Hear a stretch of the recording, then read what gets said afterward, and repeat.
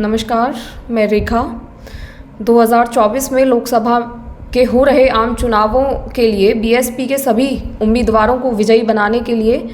आदरणीय बहन कुमारी मायावती ने जो एक विशेष अपील की है आम जनमानस से, वो आज आपको सुना रही हूँ और आप ध्यान से सुनिएगा। बीएसपी के सभी अनुयायियों एवं समर्थकों, जैसा कि सर्वविदित है कि देश की आज़ादी के लगभग 75 वर्षों से अधिक का लंबा समय बीत जाने के बावजूद भी यहाँ की विशाल आबादी के अधिकतर लोगों की और सर्व समाज में से खासकर गरीबों, दलितों, आदिवासियों,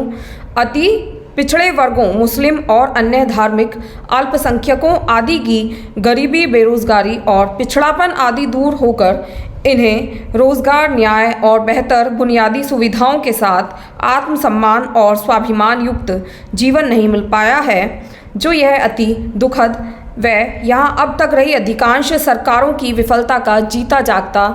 एक प्रमाण है। हालांकि यहाँ के किसानों, मजदूरों, छोटे व्यापारियों और अन्य मेहनतकश लोगों ने अपनी ज़बरदस्त लगन और मेहनत से खुद को और देश को भी आगे बढ़ाने में कोई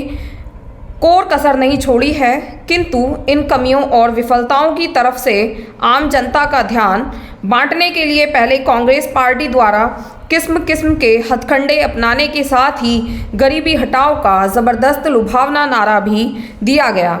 जो भी कुल मिलाकर विफल रहा और अंततः लोगों ने उस पार्टी को यूपी सहित कई और राज्यों और केंद्र की सत्ता से भी बेदखल कर दिया।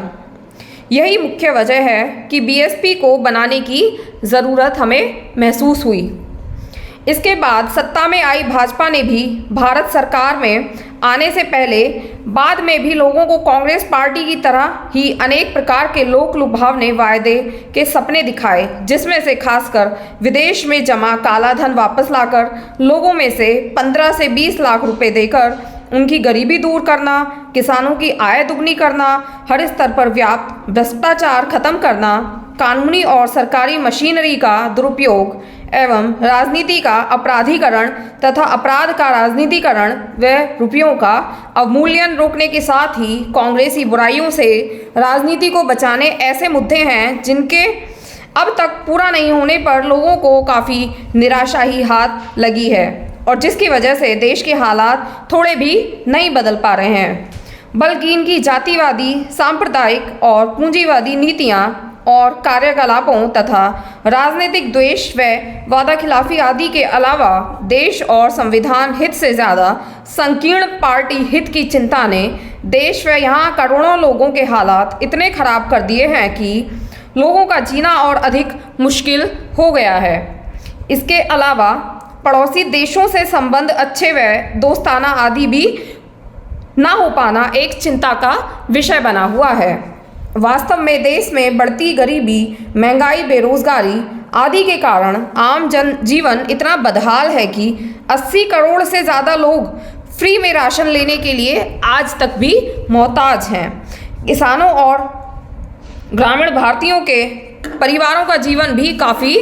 त्रस्त है। इतना ही नहीं, कमज़ोर वर्ग के आरक्षण के पद खाली पड़े हुए हैं तथा रोजगार के नाम पर अधिकतर लोग सुरक्षा गार्ड, कोरियर सर्विस, सेल्समैन, दैनिक मजदूरी तथा मामूली स्वरोजगार आदि के लिए भी दिन रात कड़ी मेहनत करने को मजबूर हैं। ऐसे बुरे हालात में लोग खासकर केंद्र और यूपी सरकार के बड़े बड़े दावों, घोषणाओं, विज्ञापनों तथा इनकी संकीर्ण सोच और द्वेषपूर्ण कार्यशैली पर क्यों न आक्रोशित हों, क्योंकि वो देख रहे हैं कि इस सरकार के कारण कुछ मुट्ठी भर लोगों का ही भला हो रहा है और करोड़ों गरीब, मजदूर, किसान, बेरोजगारों और अन्य मेहनतकशों का जीवन बदहाल बना हुआ है। जबकि बीएसपी चाहती है कि उसकी सरकार की तरह सरकारें सबसे पहले रोटी रोजगार तथा सभी के जान माल और मजहब की सुरक्षा की गारंटी वाला कानून द्वारा कानून का राज बनाना सुनिश्चित करें। कुल मिलाकर सरकार आम जनता के हित का संवैधानिक धर्म निभाने के बजाय केवल वोट बैंक के संकीर्ण स्वार्थ की चिंता में ही लगी है, तो इससे देश और जनहित कैसे संभव। वैसे भी देश में बड़े बड़े पूंजीपतियों और धन्ना सेठों आदि की पूंजी तो लगातार बढ़ ही रही है, किंतु देश के लोगों की आय बढ़ने की बजाय घटती ही जा रही है, जिससे उनका भविष्य अंधकार में होता जा रहा है। जबकि परम पूज्य बाबा साहेब डॉक्टर भीमराव अंबेडकर का मानवतावादी और कल्याणकारी संविधान हर कदम पर समस्त जनता के खुशहाल जीवन की गारंटी सुनिश्चित करता है। अतः इस आम चुनाव में, लोकसभा चुनाव में सर्वजन हिताय और सर्वजन सुखाय जैसा परिवर्तन लाना अब बहुत ही ज़रूरी हो गया है। किंतु विभिन्न सरकारों के जन विरोधी और जातिवादी रवैये को देखकर बीएसपी ने किसी से भी गठबंधन न करके अकेले ही ये चुनाव इसलिए भी लड़ रही है क्योंकि इसका शीर्ष नेतृत्व दलित के हाथ में है, जिनके प्रति अधिकतर पार्टियों की जातिवादी मानसिकता अभी तक भी नहीं बदली है। साथ ही गठबंधन करके चुनाव लड़ने में बीएसपी का वोट गठबंधन से जुड़ी पार्टी को पूरा मिल जाता है, किंतु उनका अपना वोट, बेस वोट और विशेषकर अपर कास्ट समाज का वोट भी बीएसपी को ट्रांसफर नहीं होता है, जिसके कई उदाहरण हैं। यूपी में सन 1993 में विधानसभा चुनाव में सपा से गठबंधन करके लड़ने से बीएसपी की केवल 67% सीटें ही जीतकर आ पाईं। उसके बाद सन 1996 में बीएसपी ने यूपी विधानसभा का चुनाव कांग्रेस से गठबंधन करके लड़ा, जिसमें भी पार्टी को केवल 67 सीटें ही मिली और कांग्रेस को काफ़ी इसका फायदा हुआ। लेकिन सन 2002 में बीएसपी द्वारा विधानसभा चुनाव अकेले अपने दम पर लड़ने पर पहली बार पार्टी की सीटें बढ़कर लगभग 100 हो गईं। इतना ही नहीं बल्कि उसके बाद सन 2007 में यूपी विधानसभा आम चुनाव में बीएसपी द्वारा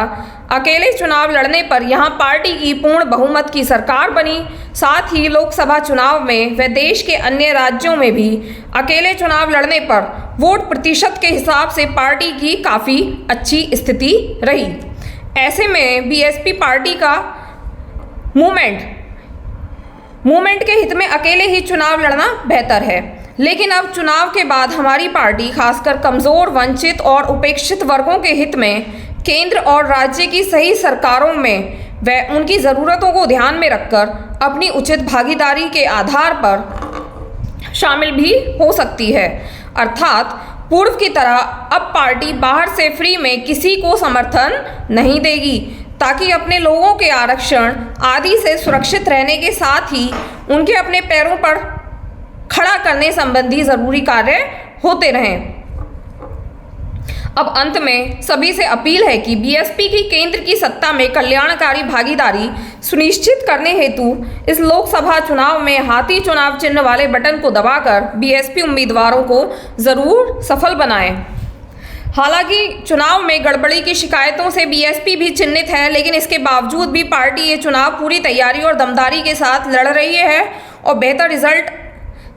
लाना चाहती है, ताकि फिर महात्मा ज्योतिबा फूले, श्री नारायण गुरु, छत्रपति शाहूजी महाराज, बाबा साहेब डॉक्टर भीमराव अंबेडकर एवं अन्य मान्यवर श्री काशीराम आदि का अधूरा रहा सपना काफ़ी कुछ साकार हो सके, तथा जिसका उत्तर प्रदेश स्टेट में बीएसपी के नेतृत्व में 4 बार बनी सरकार खासकर उदाहरण है।